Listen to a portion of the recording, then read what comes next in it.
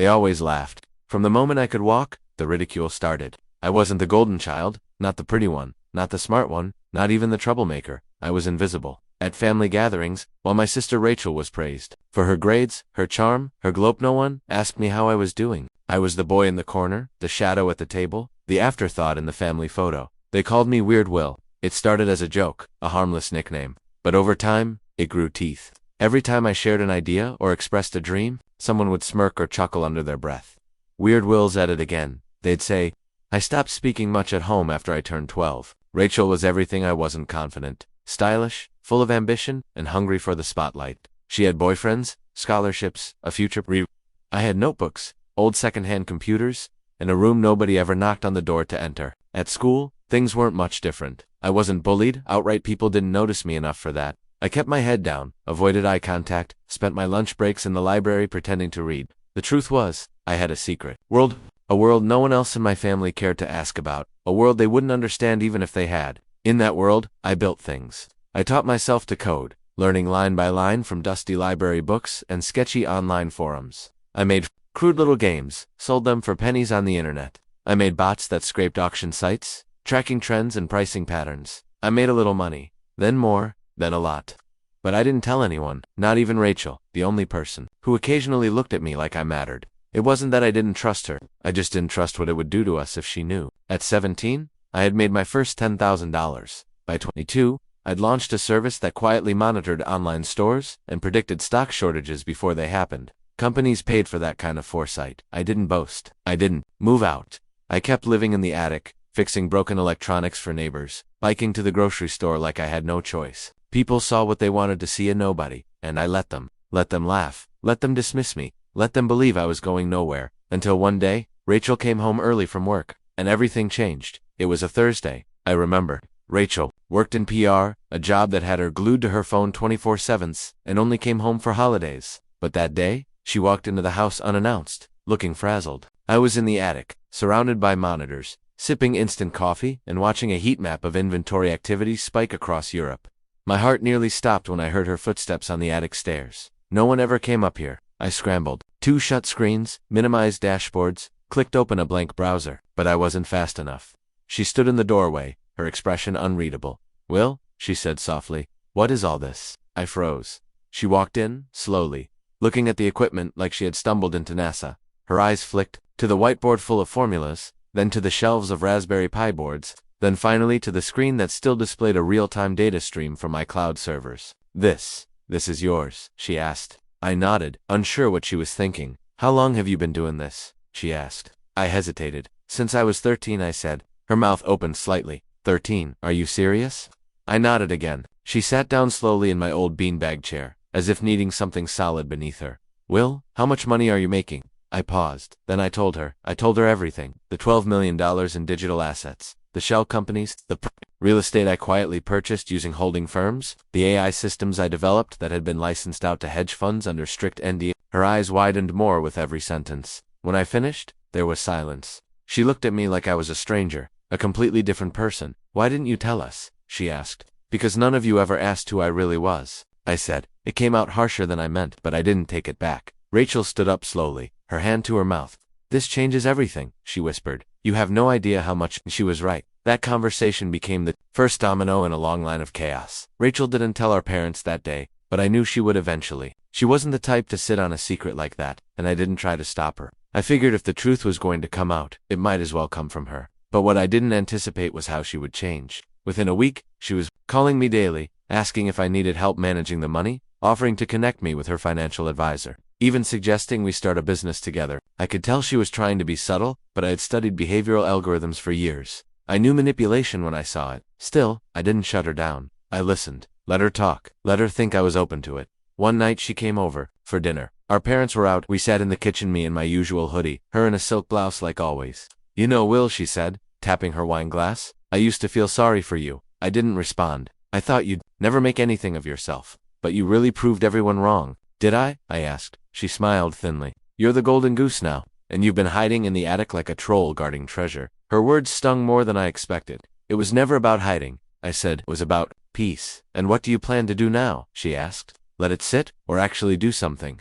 That's when I realized she wasn't just curious, she was making a move. I gave her a vague answer and changed the subject. But after she left, I knew I had to act fast. The clock was ticking. My anonymity was crumbling, and people were starting to see me for who I really was, whether I liked it or not. So I hired a lawyer. Not just any lawyer, data privacy and corporate structure expert based in Singapore who specialized in high net worth confidentiality. I told her everything and asked her to start shifting assets away from anything traceable to me. Personally, within days, most of my accounts were under new names, protected by foreign trusts and layered behind multiple corporate shells. Rachel wouldn't find anything if she dug. But that didn't stop her from trying. A week later, she asked me for a favor. Her new startup needed seed money. Nothing big, just $150,000 to get off the ground. "You're my brother," she said, "and now you're in a position to finally help me for once." Her words twisted like knives. I remembered all the years she ignored me, laughed at me, excluded me. I didn't mention any of it. I just told her I'd think about it. I never did. A few days later, I started receiving messages from distant cousins, even an old teacher. Somehow, the word had spread. I'd become a ghost with a golden vault, and now everyone wanted a piece. That's when I decided to make a move they'd never expect. I bought a house. Not just any house, but a centuries-old manor tucked away in the countryside, far from the noise and fake smiles. I paid in full through a holding company. No one could trace it back to me. The previous owner was a retired British mathematician who had digitized every inch of the house in blueprints and left behind a personal server farm still running on solar panels. It was the kind of place people disappeared to, and I did. I packed my things silently, leaving behind the attic that had been my haven and prison both. I told no one except my lawyer. I left a note for my parents and Rachel saying I was going to work abroad. When Rachel called, frantic, asking where I was going, I let it ring. Then I turned off the phone. For the first time in my life, I tasted what silence felt like when it wasn't born from neglect. It was freedom. At the manor, I upgraded the security systems, rewired the servers, and created something new. An intelligence tool that not only predicted financial movements, but learned from them, adapted, got smarter with every data point. I called it Lambda.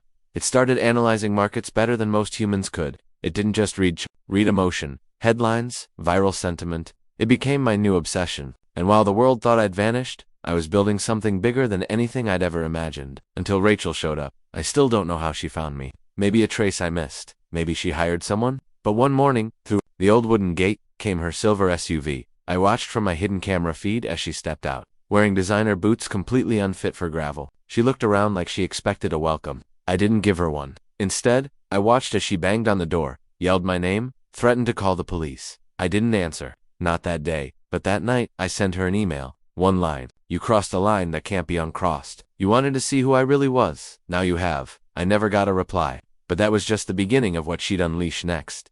2 days later, I received notice of a financial dispute. My oldest Pay One account, one I had set up before even turning 18, had been flagged. I contacted the provider. They informed me someone had tried to gain access, claiming I was incapacitated and they were my next of kin. I didn't need to ask who. Rachel was trying to take control of my assets. I expected this might happen eventually, which is why I'd placed so much behind firewalls and corporate anonymity. But this was personal. She wasn't just trying to access money, she was trying to strip away everything I had built in secret. I called my lawyer again. She told me not to worry. Still, I began tightening my systems, monitoring all access attempts. And that's when I found it. An encrypted ping hitting my oldest domain, one linked to a server I hadn't touched in years. Someone was probing my old systems, looking for vulnerabilities. Someone with access to my family's IP range. Rachel wasn't working alone. My gut told me she had partnered with someone, maybe even an old contact in cybersecurity. Maybe a financial advisor who got greedy. Either way, it meant war. So I launched a misdirection campaign. I created a fake digital footprint, showing I had transferred a majority of funds to a Caribbean startup. I leaked it through proxies, planted breadcrumbs in dead forums, hired a ghostwriter to pose as an anonymous blog whistleblower. Within a week, finance blogs were buzzing about a reclusive crypto whale making strange moves in the offshore world. I let the lie bloom. And while they chased ghosts, I built walls. Rachel kept calling. I never answered. Then one day she left a voicemail. "I'm sorry, I didn't mean for this to happen. I just wanted you to share it. You don't know what it's like, whoa, growing up being told you're everything, then realizing it was all fake. You had something real, and you hid it." I listened to the message a dozen times. It made me feel something. Not regret, not anger, just a strange weight, like grief.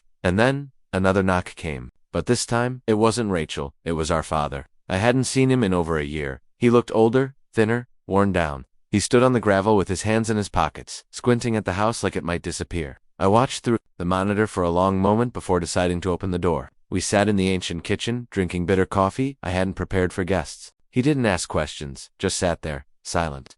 Finally, he said, "Your sister's scared. She thinks she ruined everything." I said nothing. He looked at me, eyes heavier than I remembered. "You always were different," he continued. "Not in the way we mocked. Not really. I think we were afraid. You reminded us of everything we didn't understand." I wanted to yell, to throw the cup across the room, to scream about the years of silence, of being ignored, of being invisible, but instead, I said, "She tried to steal from me." He nodded. "She's lost. Not because she's evil. Because she's hollow inside. You filled your life with purpose. She filled hers with approval. And when it stopped coming, she panicked." I stared at the cup. Steam still curled from it like ghosts. "She wanted you to see her," he said. "Just once. To admit she wasn't better than you. That maybe she never was."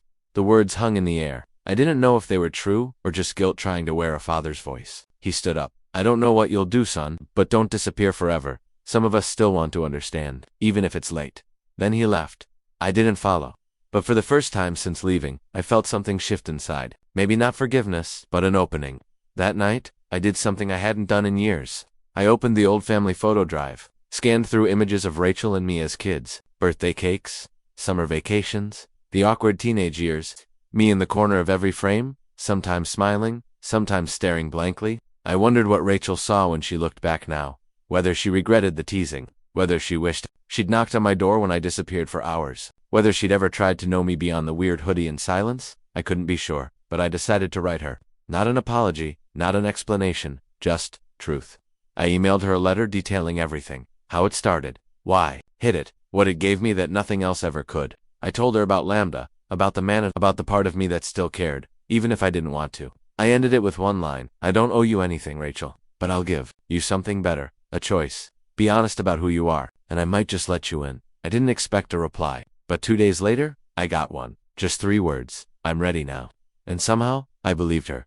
We agreed to meet at a public place. Not because I didn't trust her, but because I didn't trust who she might bring. I chose a quiet cafe on the edge of town where no one knew our name. She arrived exactly on time. For the first time in years, she wasn't dressed for show, no makeup, no heels, no designer bag, just Rachel, as I remembered her when we were kids. She sat down quietly and looked at me like she was seeing me for the first time. "You look good," she said. I raised an eyebrow. "For a ghost, you mean?" She gave a faint smile. I deserved that. We sat for a while without talking. Finally, I asked, "Why did you come?" She took a deep breath. "Because I don't want this to end like everything else in our family. Cold, quiet, broken. I know I messed up. I let jealousy guide me. I saw your success as something you owed us, not something you built alone. That was wrong." I stared at her. There was sincerity in her voice I hadn't heard in years. She continued, "And because I want to understand how you did it, not for money, not for access, just because you matter. And I never made you feel that way." I didn't know how to respond. My brain cataloged her expressions, measured her pauses, scanned for manipulation, but there was none, only remorse. I reached into my coat and slid over a flash drive. "This has a redacted version of my earliest project code," I said. "If you want to understand, start there." Her hands trembled as she took it. "Thank you," she whispered. We parted without hugging. It wasn't that kind of reunion, but it was something, a beginning, maybe. That night, for the first time, I opened my secure vault and renamed the private fund I had hidden from everyone. I called it the Northlight Trust, and I put Rachel's name on the secondary contact list. Not as a beneficiary, as a guardian. It was a test, a quiet gesture, and I waited to see what she'd do next. Weeks passed, no calls, no emails, no midnight drama. Rachel vanished into silent sand. I wasn't sure if that was good or bad. Then one day, a package arrived. No label, no sender. Inside was a printed manuscript. On the cover was a simple title, "The Brother in the Attic, a story of invisibility and invention." I flipped through it. The writing was raw, personal, revealing. It wasn't just about me. It was about her, too. Her guilt, her envy, her confusion about our parents, her struggle with always being the good one. She didn't paint herself as a hero. She didn't make excuses. She just told the truth. At the end, there was a note. "This is for you, and maybe for the world if you'll let it be, but only with your blessing." I sat for a long time holding those pages. 1,000 memories passed through my mind of sitting alone in the attic while laughter echoed downstairs, of being left out, passed over, misunderstood, and now, this her words, her truth, offered freely. I called her for the first time in what felt like forever. We had a real conversation. No bitterness, no competition. Just 2 siblings trying to mend something that should have never been broken. I told her the manuscript was powerful, that the world needed to read it. She cried. Not dramatic tears, quiet ones, healing ones. I gave her my blessing, but I had one condition. The royalties would go into a foundation for kids like me. Quiet kids, invisible ones, the ones no one expects anything from. She agreed without hesitation. And just like that, something inside me began to uncoil. A rope that had been pulled too tight for too long. I wasn't alone anymore, not fully. And that changed everything. The book went viral within weeks of publishing. It was raw, unfiltered. People connected to it. Emails poured in from strangers, from former classmates, from investors who suddenly realized the quiet, awkward boy they ignored had been building digital empires in silence. A filmmaker reached out about adaptation rights. Rachel forwarded it to me without a word, waiting for my decision. I declined for now. It wasn't about fame. It never had been. The money from the book flowed into the foundation. We named it the Quiet Code Initiative, a nonprofit offering mentorship, equipment, and scholarships to underrepresented young minds in tech. Rachel took the lead on the social set events, outreach, storytelling. I handled infrastructure and funding. For the first time, we worked as a team. People still stared when we walked into meetings. Rachel, the charismatic face, me the silent shadow. But it didn't matter. We were building something that outgrew our past. Our parents, they didn't know what to make of it. Our father showed up to one event and stood in the back, watching silently. Later he wrote me a letter, a real one, on paper. He said he was proud, that he regretted not seeing me sooner. I didn't respond, but I kept the letter, framed it in my study, because some things, even broken, deserve to be remembered. As the months went by, Lambda grew more sophisticated. It wasn't just analyzing patterns, it was predicting movements, market shifts, even public sentiment before it surfaced. Hedge funds began offering sums that could buy islands, but I declined. Always, this wasn't about wealth anymore. It was about staying one step ahead of a world that laughed at people like me. One day, Rachel asked if I still held on to resentment. "Do you still hate them?" she asked. I shook my head. "No," I said. "I just don't need them anymore." And for the first time, I realized how true that was. One evening, long after the world had moved on from our story, I sat on the porch of the manor, watching a thunderstorm roll in. Rachel had gone back to the city for a conference, and I was alone again, but it didn't feel like the old kind of alone. This was peace.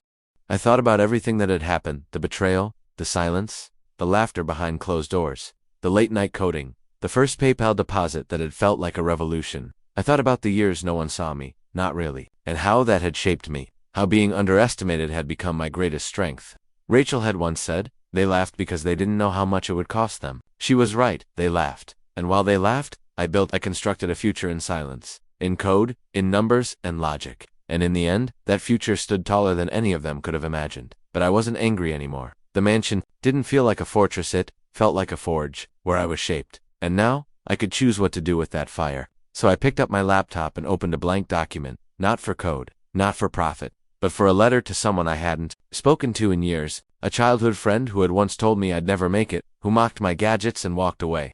I wrote to him, not to gloat, but to offer him a job. Because maybe, just maybe, redemption isn't about proving them wrong. Maybe it's about showing them a better way. I hit send. Then I leaned back and let the storm surround me. For the first time in my life, I felt seen, not because someone finally looked, but because I finally let them. The job offer wasn't an act of grace. It was a test for both of us. I watched as days passed without a reply, and then one morning, there it was. A simple email. "I don't deserve it, but I want to try. Thank you, Will." It hit harder than I expected, not because I wanted validation, but because I had reached a point in my life where I could give someone what I never had, a second chance. That became a theme in the months that followed. Quietly, behind the scenes, I began recruiting people I once called ghostos, who were mocked, excluded, underestimated. I created what we jokingly called the misfit circle. Developers who flunked out of school but wrote perfect code. Designers with anxiety who couldn't pitch but built interfaces so intuitive they felt alive. We didn't ask for degrees. We asked for raw ability, and we gave them a space to work without pretending to be someone else. Rachel expanded our reach, partnerships with schools, online contests, local hackathons for kids with zero access to resources. Every week, our inbox filled with stories from young minds who had been told they'd never matter. And every week, we tried to prove otherwise. My money kept it running, but it was purpose, not profit, that fueled it. My parents didn't know what to say anymore. At Christmas, my mother gave me a sweater 3 sizes too big. "I wasn't sure what you'd wear these days," she said.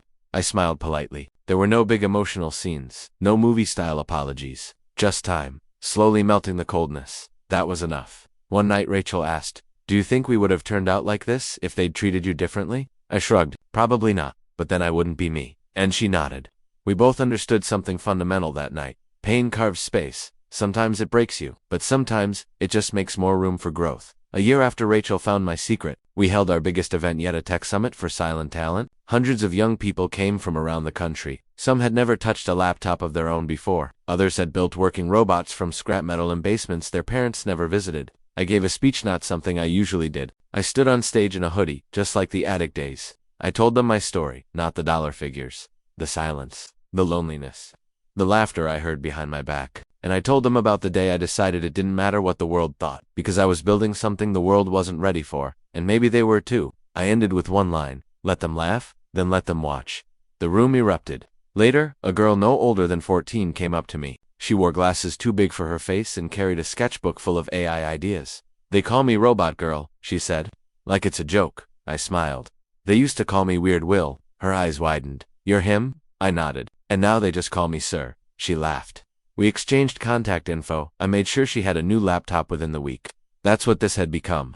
Not just redemption for me, but a bridge for every person like me who just needed someone to see them. Rachel watched from backstage with tears in her eyes. Later, she said, "You're changing lives now." Well, I looked at her. So are you. And it was true. Her story had inspired more than just clicks. It had become a movement, but deep down, I knew something bigger was coming. I could feel it. Something was shifting in the world. And the same system that once ignored me would soon be knocking on my door. That knock came in the form of a government agency. Quiet visit, no suits, just a letter marked classified interest. Lambda had attracted attention not just from traders and investors, but from strategic analysts. What we had built had potential beyond money. It could predict markets, social behavior, panic, elections. I had two choices: license it or hide it forever. I chose a third path. I built a shield. Lambda was split, decentralized, fragmented into a network of collaborative nodes controlled by misfit circle members. No one person could access it all, not even me. I explained this to the agents. It's not for sale, I said. It belongs to no one, but it protects everyone. They left unhappy, but respectful. I had made my stand. And in doing so, I had written the final line in a story that began in silence. Rachel later told me she was afraid that one day someone would come for me for the money, the tech, the influence. I'm not afraid anymore, she said. You built something they can't steal. I looked at her and nodded. And it started in a room no one ever knocked on. That night, I sat in the attic of the manor. Yes, I'd built one just like it. Not because I missed the pain, but because I never wanted to forget where I came from. I opened an old notebook. One I first sketched code in as a boy. On the last page, I wrote one final line. They laughed at me all my life until the laughter stopped. And the world leaned in to listen. Then I closed the book and went downstairs, where Rachel waited with coffee, where quiet voices filled the room, and where, for the first time in my life, silence was no longer something I feared. It was something I chose.